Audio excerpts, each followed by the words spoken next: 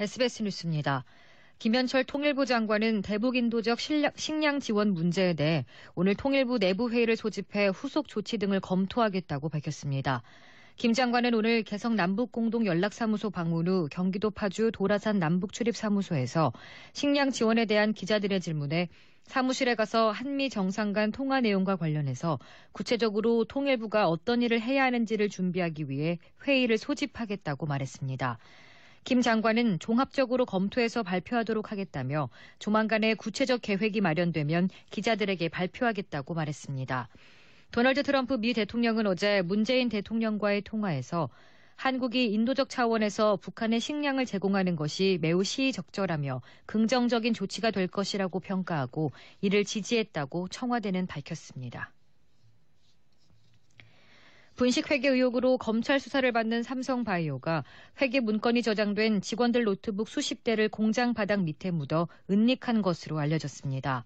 삼성바이오 분식회계 의혹을 수사하는 서울중앙지검 특수 2부는 어제 회사 대용량 서버 등을 떼어내 숨긴 혐의로 안 씨의 구속영장을 청구했습니다. 검찰은 증거인멸이 광범위하게 이루어진 정황을 포착해 지난 5일 안 씨를 체포하고 조사를 벌인 뒤 영장을 청구했습니다. 검찰은 안 씨 등 삼성바이오 관계자들을 조사하는 과정에서 공장 마룻바닥을 뜯어 자료들을 묻은 뒤 다시 덮는 공사를 해 증거들을 숨겼다는 취지의 진술을 확보한 것으로 알려졌습니다. 검찰은 어제 오후 인천 송도에 있는 삼성바이오 공장에 검사와 수사관들을 보내 마룻바닥을 뜯고 회사 공용 서버와 직원 노트북 등 은닉된 자료를 압수했습니다. 증거인멸 실무를 맡은 이 회사 보안 담당 직원의 구속 여부는 오늘 결정됩니다. 문재인 정부가 출범 2주년을 맞아 경제 패러다임 전환의 성과가 나타나기 시작했다며 혁신적 포용 국가 구현을 위한 근본적 체질 개선 노력에 속도를 내겠다고 밝혔습니다. 정부는 오늘 홍남기 부총리 겸 기획재정부 장관 주재로 경제활력 대책회의를 열고 이런 내용의 문재인 정부 2주년 경제부문 성과와 과제 안건에 대해 논의했습니다. 정부는 출범 이후 혁신적 포용국가 구현을 위해 사람 중심 경제로 패러다임 전환을 추진한 결과 성과가 나타나기 시작했다고 자평했습니다. 선거제 개혁 법안 패스트트랙 지정을 둘러싼 정치권의 갈등에서 비롯된 고소 고발 사건 수사를 경찰이 맡게 됐습니다. 서울 남부지검은 국회 패스트트랙 개최와 관련해 국회법 위반, 공무집행방해, 뇌물 손괴 등 고소 고발 사건을 영등포 경찰서에 수사하도록 지휘할 예정이라고 밝혔습니다.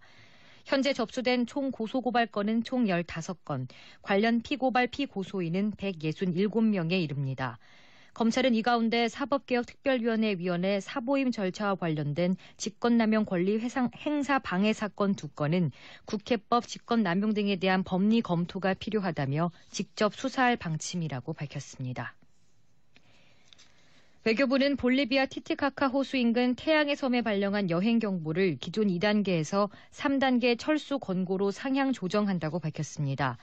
외교부 당국자는 지난해 1월 태양의 섬에서 발생한 우리 국민 피살 사건의 용의자로 해당 섬에 거주하는 원주민 부족장이 구속됐다며 이 지역을 방문하는 우리 국민에 대한 부족민의 보복 행위 등이 발생할 우려가 있다고 설명했습니다. 외교부에 따르면 2018년 1월 11일 태양의 섬에서 40대 한국인 여성 관광객 시신이 발견됐습니다. 현지 당국은 재수사를 거쳐 원주민 부족장을 용의자로 특정했으며 지난달 30일 체포하고 이달 3일 구속했습니다. 오늘은 전국에 가끔 구름 많겠습니다. 현재 강원 산지와 강원 동해안에는 건조경보가 내려져 있고 그 밖에 중부와 경북, 일부 전남과 경남, 제주도에는 건조주의보가 내려져 있습니다. 기상청은 강원 산지와 강원 동해안에 바람까지 매우 강하게 불겠다면서 화재 예방과 시설물 관리에 유의할 것을 당부했습니다. 오늘까지는 바닷물의 높이가 높은 기간으로 남해안 저지대에선 만조시 침수 피해가 없도록 주의가 필요합니다. 서울의 현재 기온은 20.8도입니다. 습도는 35%입니다. 주시은입니다.